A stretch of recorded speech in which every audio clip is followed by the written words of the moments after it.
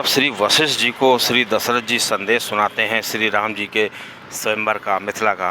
तो वशिष्ठ जी मुहूर्त निकालते हैं और सभी लोग बारात के साथ चल देते हैं। दोस्तों, जैसे वशिष्ठ जी और दशरथ जी रथ में बैठते हैं तो उस समय का वर्णन करते हुए श्री तुलसीदास जी ने लिखा है कि दोनों उस तरह लग रहे हैं जैसे बृहस्पति देव के साथ इंद्र सवार हों।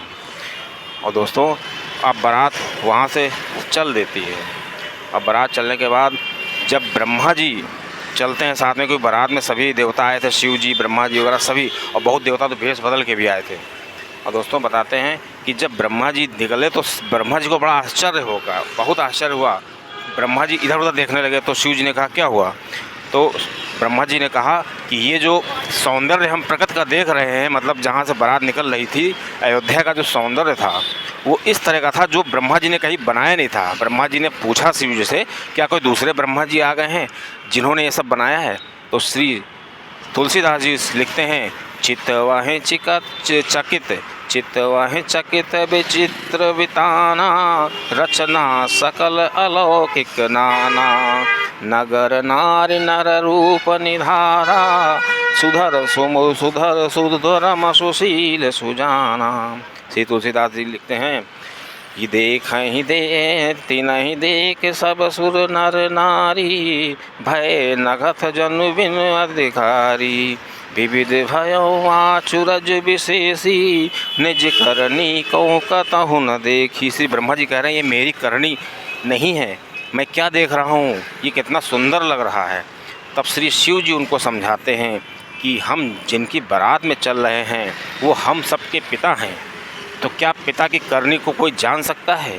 बस इस सियाराम सीताराम जी के विवाह का आनंद लीजिए। श्री तुलसी बाबा जी उसका वर्णन लिखते हैं, शिव समुझाए देव सब, जान सुआचरण झुलाओ, हृदय विचारहूँ धीर धर, सिय रघुबीर बिहाओ। मतलब श्री शिव जी का कहना है कि आप ये सब न देखिए कि ये सब क्या हो रहा है, बस हृदय में श्री राम और सीता की तस्वीर रखिए और आगे चलते रहिए।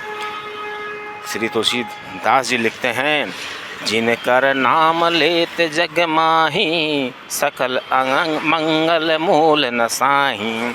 कि जिनका नाम लेने से जितने अमंगल हैं वो मूल से, मतलब जड़ से नष्ट हो जाते हैं। और श्री तुलसीदास जी लिखते हैं, करतल होई पदार्थ चारी, तेयसी राम कहे ओ कामारी।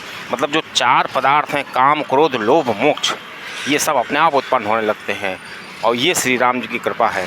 और दोस्तों, जिस घोड़े पर श्री राम विराजे हैं, मतलब जब बारात वहाँ पहुँच जाती है तो श्री दशरथ जी और श्री जनक जी मिलते हैं तो बताया जाता है, श्री तुलसीदास जी लिखते हैं कि ऐसा लग रहा है मानो दो समुद्र मिल रहे हों। और जब बारात पहुंचती है तो वहाँ पे सब दशरथ जी को साष्टांग प्रणाम करते हैं, श्री वशिष्ठ जी को करते हैं, सब मिलन हो जाता है। उसके बाद जब श्री राम जी बारात लेकर चलने लगते हैं तो श्री राम जी के घोड़े के बारे में श्री तुलसीदास जी ने लिखा है, जहि तुरंग पर राम विराजे। मतलब जिस घोड़े पर राम विराजे हैं, गति बिलोक खग नायक लाजे। मतलब उसको देख करके जो खग नायक है, मतलब गरुण जी, उनको भी लज्जा आ रही है कि ये कितना अच्छा घोड़ा है। श्री तुलसी बाबा लिखते हैं, कहीं न जाई सब भांति सुहावा, बाजी बेस जनु काम बनावा। और ऐसा लग रहा है कि कामदेव स्वयं चल रहे हैं साथ साथ, इस तरह से लग रहा है।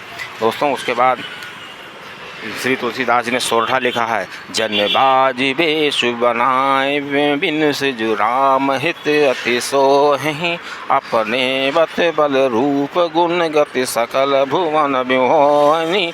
मतलब जो सकल भुवन, सारा संसार जो है वो मोह गया है उस दृश्य को देख करके। जगमगत जीव जराओ जात सुमेति, मन मानिक लगे। मतलब उनके जो रथ में इतने माणिक सब लगे हुए हैं, इतना जगमगा रहा है, लगता ही नहीं कि ब्रह्मा की रचना है। किंकन लगाम सलिल बिलोक सुर नर मुनि उठगे। और मतलब वो जो घोड़े की लगाम है इतना चमक रही है, इतना इसमें लालिमा है कि सुर नर मुनि उसको देख करके ठगे से रह गए हैं। और दोस्तों, उधर जब श्री सीता जी के स्वयंवर, जब सीता जी की सुंदरता के बारे में श्री तुलसी बाबा लिखते हैं, सिय सुंदरता बरन न जाई, लघुमति कह बहुत मनोहरताई।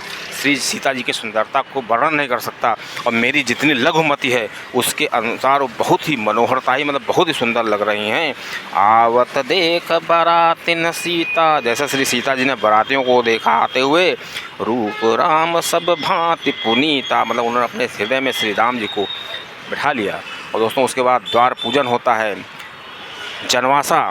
फिर श्री द्वार पूजन के बाद श्री राम जी को जनवासे के बजाय मंडप में ले जाया जाता है, क्योंकि श्री राम जी एक ऐसे दूल्हा थे कि वो पहले से ही अपने ससुराल में या जनकपुर में थे, तो उनके जो संस्कार होते हैं, जैसे चुनाव संस्कार, परछन होती है, हल्दी होती है, ये सब नहीं हुआ था।